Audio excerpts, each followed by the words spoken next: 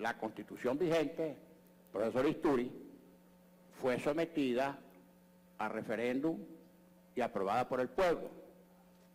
De la población electoral que concurrió a votar, obtuvo el 80%, ciertamente.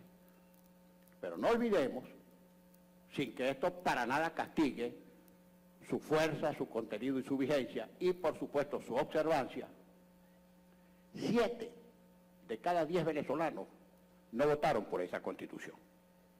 Esas son las cifras del Consejo Nacional Electoral. Para gusto de algunos depende, tenga calma. Para gusto de algunos, esa Constitución es perfecta, para otros tiene algunos aspectos que deberían ser modificados por el mecanismo que ella misma establece. Como que no escucharon lo que acabo de decir, que es la Constitución vigente y tenemos que respetarla aunque no nos guste su totalidad. Eso es lo que hemos dicho. La parte orgánica y la parte programática no son estancos separados. La parte programática realmente es extraordinaria. Sin embargo, la parte orgánica establece una serie de poderes yuxtapuestos, sobrepuestos, confusos, tiene lagunas, tiene contradicciones, pero es la Constitución vigente y hay que cumplirla. Por ejemplo, atendiendo al inspirador de esa Constitución, el presidencialismo se haya hipertrofiado, a juicio de algunos, que creemos más en el poder compartido que en el poder individual. Esa hipertrofia del poder presidencial debe ser morigerada. Por ejemplo, en materia de descentralización, esa que fue una de las grandes conquistas a lo largo de muchos años, y no fue de una república en particular, sino a lo largo de muchos años en el que participaron tendencias políticas disímiles, de diferentes credos, ese proceso de centralización ha resultado severamente afectado por el contenido de la Constitución. Se establecen, digo, una serie de poderes yuxtapuestos y sobrepuestos y falla mucho el intercontrol entre los diferentes poderes del Estado. Pero digo, eso será motivo posterior de alguna modificación con base al texto que la propia Constitución establece. ¿Vale, profesor Isturi, usted que es parlamentario de muy antigua data y de gran experiencia, la cuña política en cualquier discurso? Eso es válido. Eso es válido. Pero más allá del discurso político, absolutamente válido, hay que ver la esencia y el contenido de lo que se afirma o expresa a través del discurso. Por ejemplo,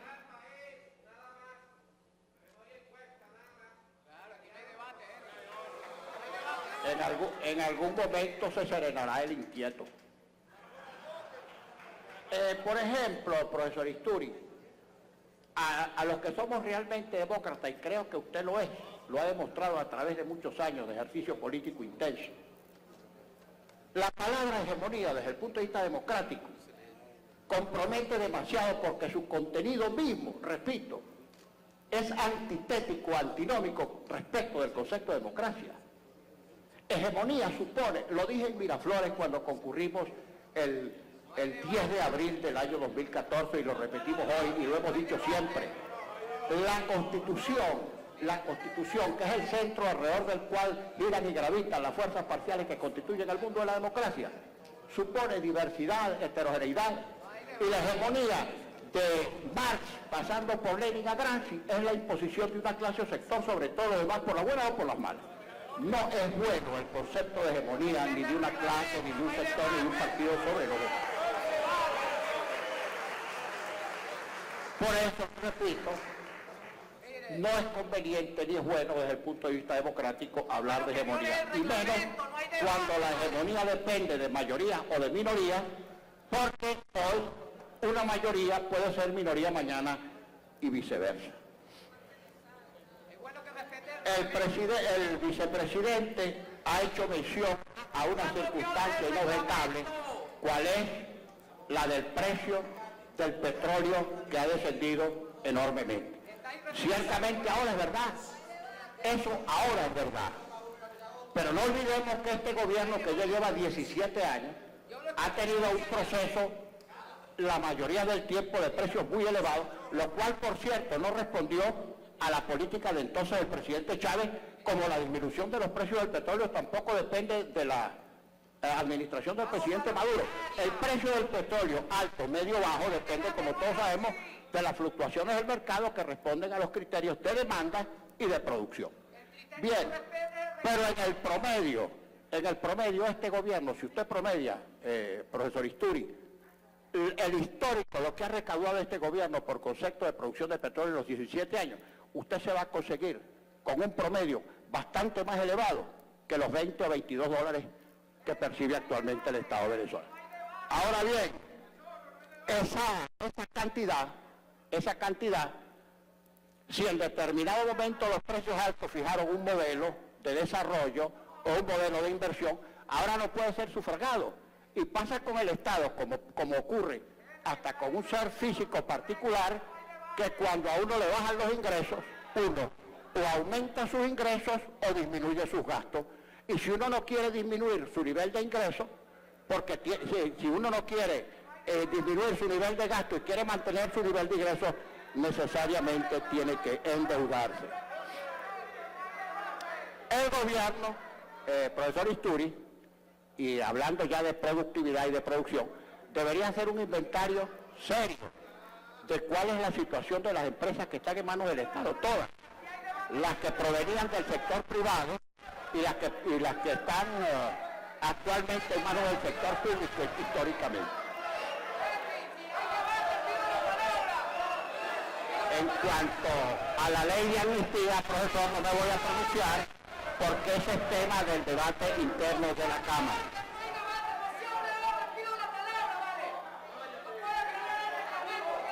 El gobierno, en todo este lapso, profesor Isturi, ha dispuesto de una cantidad importante, muy importante de leyes en ejecución de las leyes habilitantes concedidas a través del tiempo, y últimamente también dispone de medidas suficientes en razón del decreto de emergencia económica que esta Asamblea negó y que el Tribunal Supremo de Justicia declaró vigente.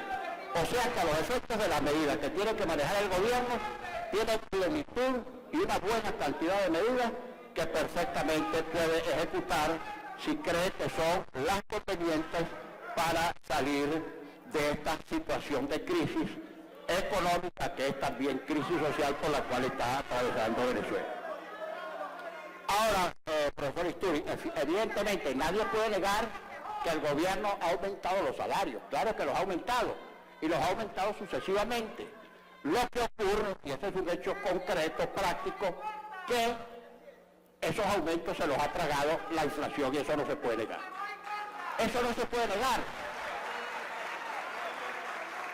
Y la crisis de abastecimiento y la crisis de la producción, si el gobierno lo controla todo, fijación de precios, tiene medidas para controlar, evitar el contrabando de extracción o el contrabando de introducción o de importación.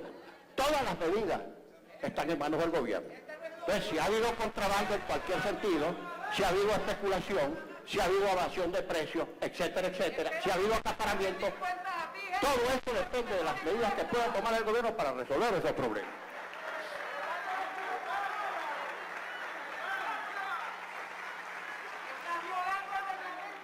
Mi opinión muy particular, profesor Isturi, señor vicepresidente, es que la tesis de la conspiración universal ya no es políticamente rentable. La conspiración, siempre un enemigo anterior, inferior, ya no es rentable desde el punto de vista político. Y creo sí que para solventar y superar los graves problemas que tiene el país de producción, de abastecimiento, de seguridad, de contrabando, de especulación, de virtual colapso de todos los servicios públicos, debe comenzar ya sin dilaciones, sin excusas, sin demora, con eficiencia, para tratar de resolver todos esos problemas que son sola, directa y únicamente imputables al gobierno. Bueno, Ahora,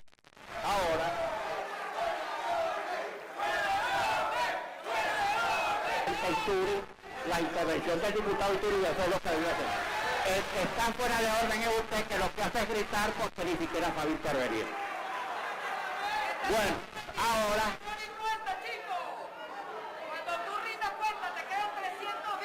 Algún día servirá para algo distinto que para gritar. La Secretaría se servirá de ir llamando en el orden que tiene a su disposición para que los ciudadanos ministros del despacho consignen la memoria y cuenta correspondiente al año 2015. Proceda, ciudadano secretario.